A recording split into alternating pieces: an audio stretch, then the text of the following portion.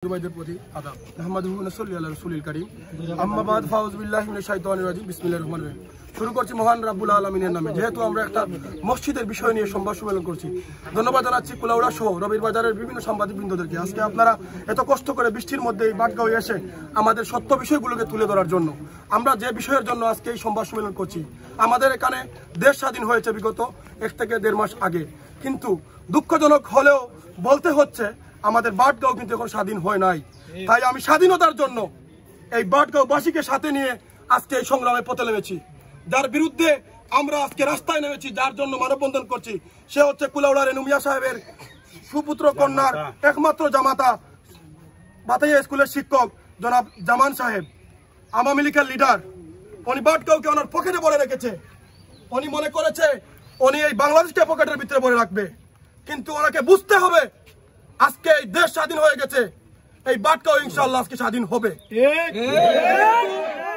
ওনার চরিত্র সম্পর্কে এই বাটগাঁওয়ের মানুষ জানে।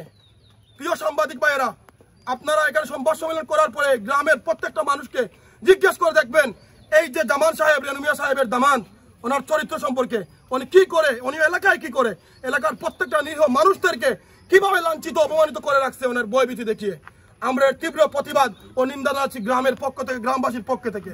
অত্যন্ত দুঃখ লাগে আজকে লেখাপড়া করে সমাজের ভালো মানুষ হয়ে, আমরা শিক্ষিত সোসাইটি হয়ে আজকে এই সমস্ত রেনু মিয়ার দালাল, আওয়ামী লীগের দালাল, যারা প্রভাব কাটিয়ে গ্রামের বিভিন্ন মসজিদ, স্কুল, কলেজ, মাদ্রাসা, ঈদগাহ সহ লুটপাটের পায়তারা লিপ্ত হয়েছে, আমরা তাদের তীব্র নিন্দা জানাই। আমাদের বাটগাঁওয়ে একটা সরকারি প্রাথমিক বিদ্যালয় রয়েছে। রেনু মিয়ার প্রভাব কাটিয়ে ওনার ছোট ভাই অশিক্ষিত শিক্ষক, যার বুয়া জাল জালিয়াতি দিয়ে শিক্ষকতার চাকরি করছে, সরকারের টাকা আত্মসাৎ করছে, ওকে রেনু মিয়ার প্রভাব কাটিয়ে স্কুলের সভাপতির পদে উনি বসেছে, যার কোন যোগ্যতাই নেই। সভাপতির পদে বসে স্কুলের টাকা লুটপাট সহ বিভিন্ন ধরনের অনিয়ম দুর্নীতির সাথে জড়িত ছিল। আমাদের গ্রামের মানুষ সাক্ষী। আপনারা বলেন ঠিক কিনা ঠিক নয়? এক পর্যায়ে এই বাটগাঁওয়ের মানুষের তুপের মুখে পড়ে এই জাহাঙ্গীর আলম সুমন সভাপতির পদ থেকে রিটায়ার্ড হইতে বাধ্য হয়। আপনারা বলেন ঠিক কিনা ঠিক? এরপরেও আমাদের বাটগাঁওয়ের একটা পঞ্চায়েত ঈদগাহ রয়েছে 80 বছর আগের। 80 বছরের ঈদগাহ, আমাদের গ্রামের মুসল্লিগণ এই ঈদগাহ ঈদের নামাজ আদায় করি। আমরা সুন্দর সুন্দর শৃঙ্খলভাবে নামাজ আদায় করি। ওনার রেনু মিয়ার প্রভাব কাটিয়ে, আওয়ামী লীগের প্রভাব কাটিয়ে আমাকে সভাপতি দিতে হবে।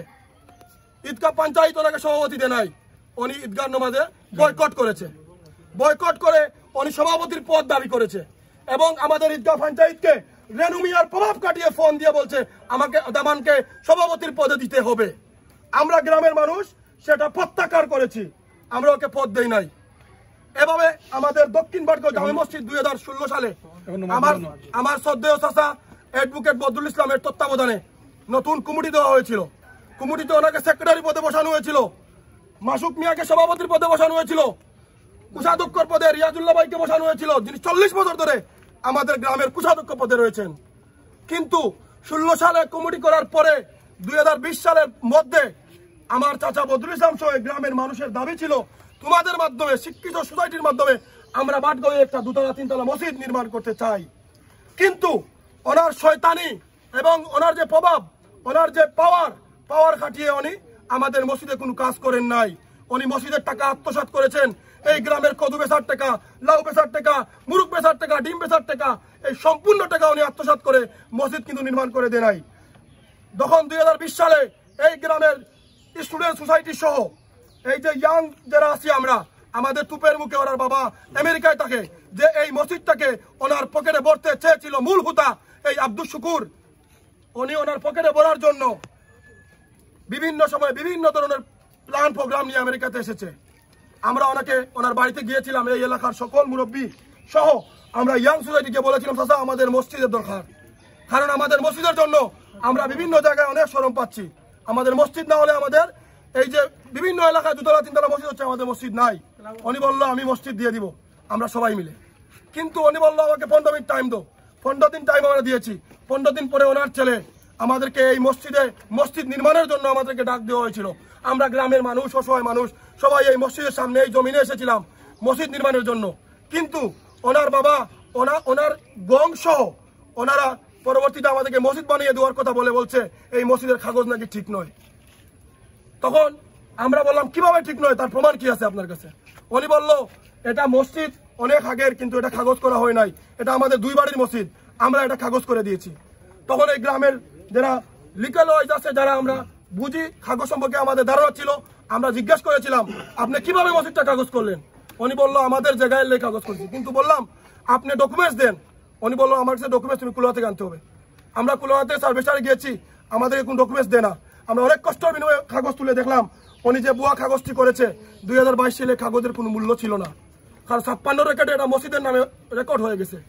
56 রেকর্ডের আগে এই গ্রামের মুসল্লিগণ এটা মসজিদের নামে দান করে গেছে। এই মসজিদ দান করার পরে এখানে একটা 3 সেটের মসজিদ রয়েছে। এই মসজিদে দীর্ঘ 100 বছর থেকে আমাদের এই পঞ্চায়েতের সকল মানুষ জুম্মার নামাজ সহ বিভিন্ন ধরনের সামাজিক নামাজগুলো আমরা পড়ে আসছি। এমনও তো অবস্থায় ওনার সেক্রেটারি পদ চলে যাবে 2020 সালে।